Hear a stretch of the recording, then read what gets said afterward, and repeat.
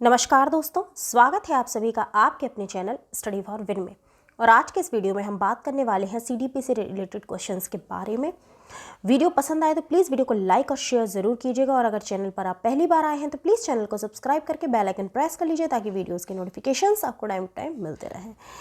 अगर आप किसी भी तरीके के नोट्स लेना चाहते हैं तो हमारा नंबर है 9496369356। इस नंबर पर आप कांटेक्ट करके नोट्स लेने की प्रक्रिया को जान सकते हैं। तो चलिए शुरू करते हैं हम आज के इम्पॉर्टेंट क्वेश्चंस। विकास की प्रक्रिया चलती है कब तक? तो विकास, जैसा कि आपको पता है, जीवन पर्यंत चलने वाली प्रक्रिया है। तो विकास की प्रक्रिया आपके पूरे जीवन चलती है। ठीक है, बहुत ही अच्छे क्वेश्चंस हैं साइकोलॉजी के। इनको अटेम्प्ट कीजिए और कमेंट सेक्शन में जाकर ज़रूर बताइएगा कि आपने कितने क्वेश्चंस के आंसर सही दिए।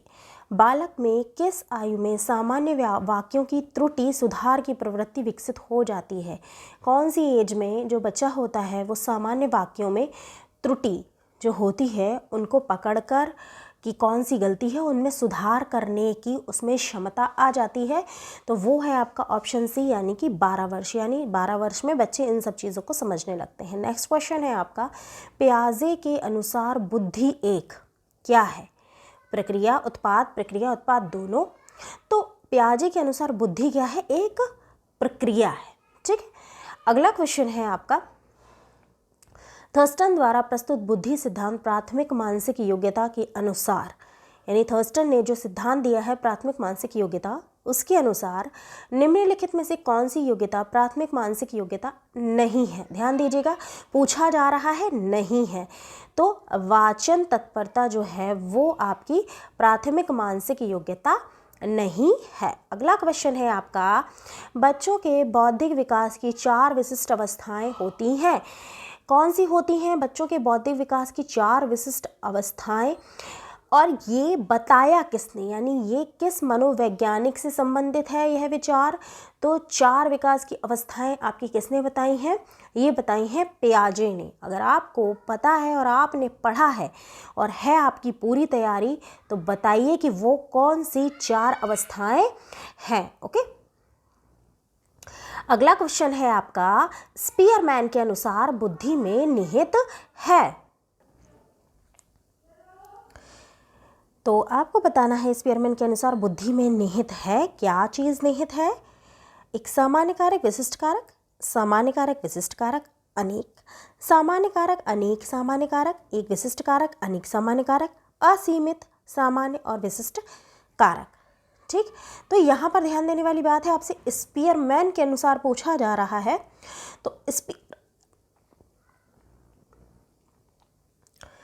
तो यहाँ पर आपका आंसर स्पीयरमैन के अनुसार हो जाएगा एक सामान्य कारक और अनेक विशिष्ट कारक। अगला क्वेश्चन है, किसने कहा है समाजीकरण की प्रक्रिया दूसरे व्यक्तियों के साथ शिशु के प्रथम संपर्क से आरंभ होती है और आजीवन चलती रहती है? ये किसने कहा है? तो ये कहा है सॉरे और टेडफोर्ड ने। अगला क्वेश्चन है, निम्नलिखित में से किस शिक्षा शास्त्री का यह मत है कि शिक्षण एक ऐसा संबंध है जो बालक की समस्त शक्तियों को विकसित करने में सहायता करता है? तो ये कहा है रायबर्न ने। अगला है आपका, निम्नलिखित में से कौन सा मनोवैज्ञानिक गुण शिक्षण से संबंधित नहीं है? तो इसका सही उत्तर होगा आकांक्षा स्तर। ठीक, रुचि आपका शिक्षण से संबंधित है, अभिप्रेरणा शिक्षण से संबंधित है, बुद्धि शिक्षण से संबंधित है। इन सब चीज़ों का प्रभाव पड़ता है, लेकिन आकांक्षा स्तर का इससे कोई संबंध नहीं है। अगला है, यदि किसी परीक्षा में आपकी कक्षा के अधिकांश विद्यार्थी असफल हो जाते हैं तो आप इसका दायित्व किस पर डालेंगे? तो यहाँ पर जो दायित्व जाएगा वो आपकी स्वयं की शिक्षण विधि पर जाएगा।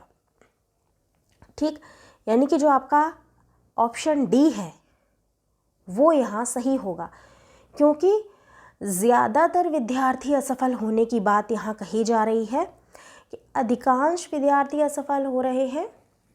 तो इसका मतलब है कि आपकी ही पढ़ाई में कहीं कमी थी। अब अगला है आपका स्पीयरमैन के अनुसार विशिष्ट कारक एस है, क्या है? तो वो है परिशोधनीय। अगला क्वेश्चन है, एक शिक्षक अपनी कक्षा के सृजनशील बालकों की सृजनात्मक क्षमता का विकास करना चाहता है।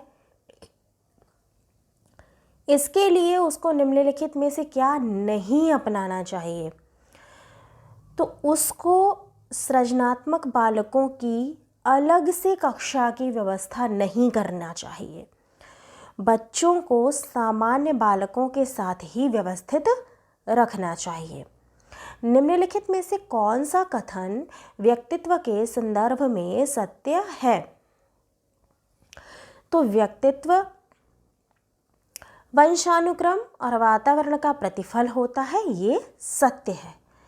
किसी विद्यालय में अध्ययनरत विद्यार्थियों का स्वनियमन संकेत है, क्या है? तो उनके स्व अनुशासन तथा नियंत्रण का।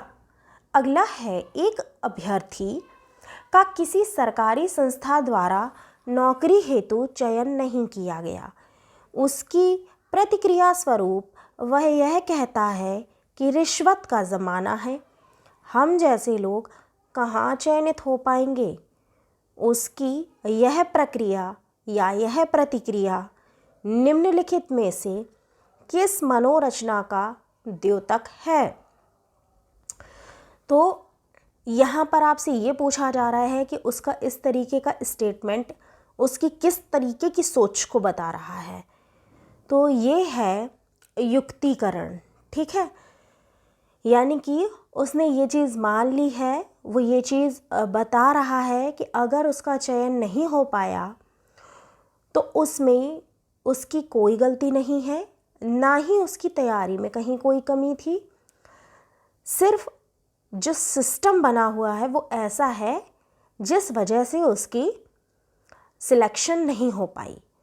तो उसने क्या युक्तिकरण का सहारा यहाँ पर लिया है अपनी बात को सिद्ध करने के लिए। अगला है, अधिगम में व्यक्ति स्वयं प्रभावित ना होकर समाज प्रभावित होता है, ठीक। ये कथन सही है, गलत है, क्या है? तो अधिगम में ऐसा नहीं है कि व्यक्ति स्वयं प्रभावित नहीं होता है, तो ये कथन जो है वो आपका असत्य है, ठीक है। सभी अधिगम शिक्षण का ही परिणाम होते हैं, ये क्या है? सही, गलत? तो सभी अधिगम शिक्षण का परिणाम होते हैं, ऐसा नहीं है, ये असत्य है। क्योंकि ऐसा नहीं है कि हम अपनी लाइफ में जो कुछ भी सीखते हों वो सिर्फ शिक्षण से ही सीखते हैं। क्या सिर्फ एकमात्र औपचारिक शिक्षा ही हमें सब कुछ सिखा सकती है? हम अनौपचारिक रूप में भी बहुत सारी चीज़ें सीखते हैं, और किसी भी तरीके का सीखना अधिगम की श्रेणी में आता है, ठीक। अधिगम में वांछनीय तथा अवांछनीय दोनों ही प्रकार के व्यवहार परिवर्तन का बोध होता है, यह कथन। तो ये कथन डेफिनेटली सत्य है, इसमें कोई डाउट नहीं है। अगला है, एक बच्चे को एक वस्तु दिखाकर गुड़िया कहा जाता है। एक बच्चे को एक वस्तु दिखाई जाती है और कहा जाता है कि ये गुड़िया है। अगली बार जब बच्चा उसको देखता है तो वो तुरंत कहता है गुड़िया, ठीक। तो ये किस चीज़ का उदाहरण है, यानी कि उसने किस रूप में सीखा? तो चूंकि बच्चे को उस चीज़ को दिखाकर शब्द के द्वारा उसका बोध कराया गया, उसको चीज़ दिखाई गई और उस चीज़ को एक शब्द रूप में बताया गया कि इसका नाम गुड़िया है। उसने शब्द के माध्यम से उस वस्तु के बारे में जाना। तो ये किस प्रकार का अधिगम हुआ? शाब्दिक साहचर्य अधिगम। शब्दों को समझते हुए उस वस्तु की जो डील डॉल थी, जो बनावट थी, उसको उसने समझा और सीखा। तो ये हुआ शाब्दिक साहचर्य अधिगम, ठीक। अगला है, प्राथमिक स्तर पर विद्यार्थियों की सीखने संबंधी समस्याओं का निराकरण करने हेतु सर्वाधिक श्रेष्ठ प्रक्रिया है। तो विद्यार्थियों की क्षमताओं तथा योग्यता के अनुरूप विविध शिक्षण विधियों का प्रयोग करना। नेक्स्ट क्वेश्चन है, अभिवृद्धि शब्द का प्रयोग किया जाता है। तो अभिवृद्धि शब्द का प्रयोग शारीरिक अर्थ में किया जाता है, क्योंकि जहाँ पर वृद्धि और अभिवृद्धि आ गई तो शारीरिक अर्थ में वो चला जाता है। कक्षा कक्ष प्रक्रिया के प्रमुख कार्य हैं, क्या है? तो निदानात्मक, उपचारात्मक और मूल्यांकन, ये सभी आते हैं। तो ऑप्शन सी यहाँ पर सही होगा।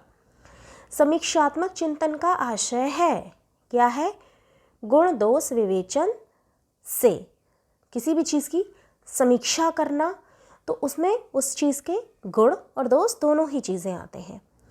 प्रोजेक्ट विधि का प्रथम सोपान है, तो परिस्थिति निर्माण। छात्रों को पढ़ाना चाहिए, किस रूप में पढ़ाना चाहिए? तो वैयक्तिक विभिन्नता अनुसार। हम सभी जानते हैं इंडिविजुअल डिफरेंसेस का कितना ज़्यादा साइकोलॉजी में महत्व है। कक्षा वार्ता में कक्षार्थियों को प्रोत्साहन हेतु शिक्षक को क्या करना चाहिए? तो शिक्षक को सही उत्तर देने वाले विद्यार्थियों की पीठ थपथपाना, यानी सकारात्मक पुनर्बलन देना। श्याम पट पर शिक्षार्थियों के उत्तर लिखना, यानी ब्लैक बोर्ड का यूज़ करना। छात्रों के उत्तरों को स्वयं दोहराना, यानी कि उनको मोटिवेट करते हुए क्लास के अदर स्टूडेंट्स को उस चीज़ के लिए प्रेरित करना। ये सारी ही चीज़ें इसमें आ रही हैं। तो option D is right for question number 26। अध्यापन के समय अध्यापक को निम्नलिखित में से किसका सर्वाधिक ध्यान रखना चाहिए? तो जैसा कि मैंने बोला, वैयक्तिक भिन्नता, हर एक स्टूडेंट से अलग होता है, इस चीज़ का ध्यान हमेशा टीचर को रखना चाहिए। तो वैयक्तिक विभिन्नता यहाँ पर सही हो जाएगा। संवेग क्या है? इमोशंस क्या है? तो यहाँ पर क्या आएगा? उत्तेजना या हमारे भावों में जो परिवर्तन होते हैं वही संवेग कहलाते हैं। ठीक, तो उत्तेजना या भावों में परिवर्तन वह प्रक्रिया जिसके द्वारा माता पिता ये अनुमान लगाते हैं कि उनके बच्चे में सभी सकारात्मक गुण हैं, क्योंकि एक गुण सकारात्मक है। तो ये क्या कहलाता है? ये कहलाता है परिवेश का प्रभाव। ठीक, जिस प्रकार के परिवेश में वो रह रहा है उसका प्रभाव जानकर माता पिता ये मान लेते हैं कि अगर एक गुण अच्छा है तो सभी इसमें अच्छे होंगे। और आज की सीरीज़ का आपका लास्ट क्वेश्चन, यदि कक्षा में पढ़ाते समय आपको ये महसूस होता है कि अचानक सभी बच्चे पढ़ने में रुचि नहीं ले रहे हैं, तो आप क्या करेंगे? तो ऑब्वियस सी बात है कि हम सबसे पहले कारण जानने की कोशिश करेंगे कि आखिर अचानक से ऐसा क्या हो गया कि बच्चों को पढ़ाए जाने वाले पाठ में रुचि हो गई। क्यों? क्या उन्हें टॉपिक पसंद नहीं आ रहा है, या क्या उनका पढ़ने का मूड नहीं है, या क्या कोई अन्य कारण जानने की कोशिश करेंगे। तो फ्रेंड्स, ये थे आज की सीरीज़ के आपके 30 इम्पॉर्टेंट क्वेश्चंस। उम्मीद करती हूँ क्वेश्चंस आपके लिए हेल्पफुल रहे होंगे। वीडियो पसंद आया हो तो प्लीज़ वीडियो को एक लाइक हिट करते हुए ज़रूर जाइएगा। और किसी भी तरीके की जानकारी के लिए हमारा नंबर है 9496369356। इस नंबर पर कांटेक्ट करके किसी भी तरीके की जानकारी ले सकते हैं। फ़िलहाल के लिए इस वीडियो में इतना ही। हमारा टेलीग्राम ग्रुप भी है जिसे आप ज्वाइन कर सकते हैं। तो दोस्तों, मिलते हैं हम अपने अगले वीडियो में। तब तक के लिए अपना ध्यान रखिए, खुश रहिए, नमस्कार।